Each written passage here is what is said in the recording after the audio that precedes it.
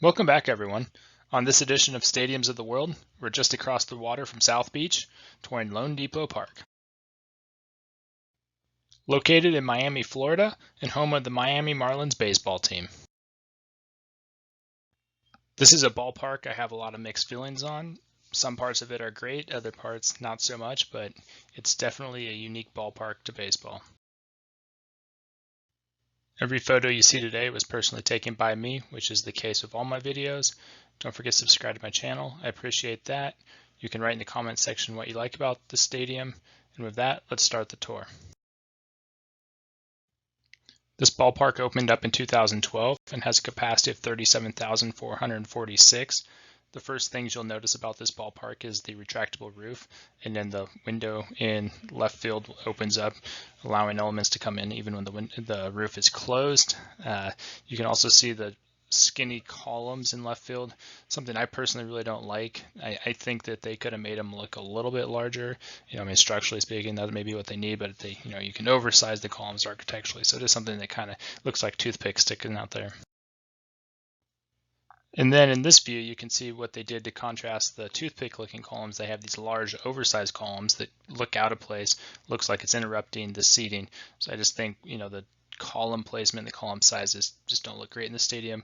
If you look at the seating layout, it has 3 tiers of seating. That's pretty standard for Major League Baseball. The roof, it does have a retractable roof, but given Miami's elements, the roof is almost always closed these days. If you look here, though, with the lights off, it does look pretty cool with the typical lights off and just having the blue glow to it. So that was pretty cool to see when I was at the ballpark. The architecture of this ballpark is very unique. If you compare this ballpark to the other ballparks built by Populous or HOK in the 90s and early 2000s, this one really stands out compared to those. It's not your typical cookie cutter stadium. I actually think the outside of this stadium is probably the coolest part. You can see here the support framing, it's lit up and it looks very futuristic. And for me, when I was walking around this ballpark, I just seen this, I was like, wow, I'm really excited to go in and see the stadium. When I got into the ballpark, I was a little disappointed. So this, to me, is actually probably the best looking feature of the actual stadium. If you look in the outfield, they actually have a decent amount of seating where they don't have the window. So in right and center field, they have 2 levels of seating, which is, I would say, similar to Target Field. It's not like, Camden Yards or Coors Field or anything like that, where they have the wraparound seating. One thing to note here is they had to move in the fence in right center field. You can kind of tell where they moved it in. It had the second fewest home runs in all of Major League Baseball behind Oracle Park in San Francisco. So they moved the fence in.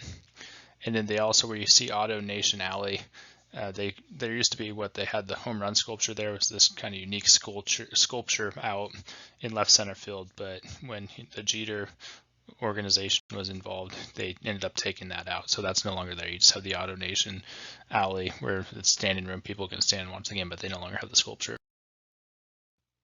A common feature of a lot of Major League ballparks is to have the suites go all the way down the left and right field line. That isn't the case for this ballpark. You can see it stopping short. They do have a wall of different levels of press and suites right behind home plate, which is kind of unique for this ballpark. Another thing I noticed when I was there is just how bright the lights were. It was almost too much. I just didn't like the way the lighting was there at night. It seemed just like you had a spotlight on you. Another thing is, when the stadium opened, they had the aquariums right behind home plate, kind of a unique feature to the stadium. It had bulletproof glass to protect the aquarium, but they've taken that out. I guess the glass was deemed inadequate, so that's no longer there, which is unfortunate. It used to be, kind of one of the cool things of the ballpark when it first opened. I took this photo flying out of Miami, so if you're flying in or out of Miami, just note that you can see this ballpark. It's built on the former site of the Orange Bowl, where the Miami Dolphins and the Miami Hurricane used to play. Famous movies such as Ace Ventura: Pet Detective were filmed at that old stadium. It's located in the Little Havana area of Miami. Definitely a cool place to check out if you're ever down in Miami. Prior to being called LoanDepot Park, it was Marlins Park until 2021. This is the 3rd smallest ballpark in all of baseball. Can you guess the 2 smallest in baseball? And it's just, you can see here, I mean, it's just a really unique ballpark, like I mentioned before. So a lot of good, a lot of bad, but definitely not like the others. Another unique feature of the ballpark that you can see in this view is there are no standalone light towers. Most stadiums have tall towers that stick up. None of the lights in this ballpark have any light towers. So I don't know if it's a better feature, but definitely something that's kind of unique to this ballpark. Another thing to note, like so many other stadiums on my channel, they no longer have natural grass. They went to artificial in 2020. When I went to the ballpark, it was the off season, so the turf they had down didn't look very good. Just something to note. LoanDepot Park is the home of the Miami Marlins, but it's hosted other events, including the World Baseball Classic multiple times. It used to host the Miami Beach Bowl. That bowl is now in Frisco, Texas, so they no longer have that in Miami. But just, obviously every stadium hosts concert and things like that. But those are a couple notable other events that it's hosted. Every time I saw this ballpark on TV or in a video game, I always thought it looked really unique and somewhere I really wanted to go to. So I was excited to go there. Reality, when I showed up, it was for some reason seemed bland to me, maybe just small.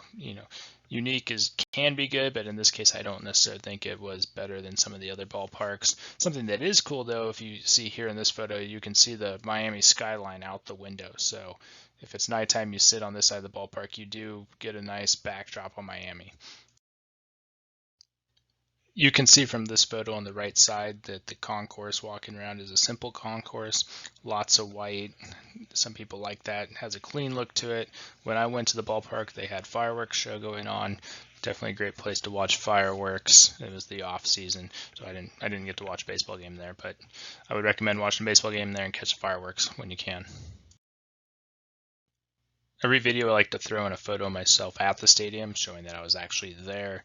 Subscribe to my channel and I'll keep doing videos. Write in the comment section what stadium you want me to do a video on next, and I'll get to work on that. And with that brings us to the end of our tour. So take care until next time.